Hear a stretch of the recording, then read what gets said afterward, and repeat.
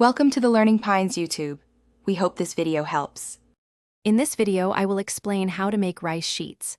First, gather your ingredients: rice flour, water, and a little salt. These versatile wrappers are perfect for spring rolls or other delicious meals. We'll cover preparing the batter, steaming it into thin sheets, and finally, how to properly handle and store them. It's a simple process that yields fantastic results. Now, let's prepare the batter. Start by soaking 1 cup of rice for at least 4 hours, or even better, overnight. This softens the grains for a smoother texture. Next, blend the soaked rice with about 1½ cups of fresh water until it's completely smooth. Add half a teaspoon of salt, then check the consistency. It should be thin enough to pour easily. Steaming is the key to perfect rice sheets. First, prepare your steamer with boiling water and place a lightly oiled, flat plate inside. Once hot, pour a very thin layer of your rice batter onto the plate, swirling it to ensure even coverage.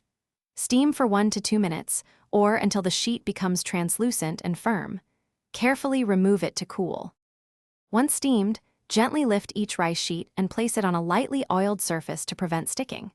You can then cut them into your desired shapes, whether for fresh spring rolls, noodles, or other culinary creations.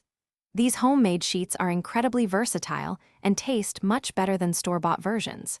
Remember to check the description for a link to the Echo Dot smart speaker and other great deals to elevate your home experience. Enjoy your delicious, freshly made rice sheets. Thanks for watching.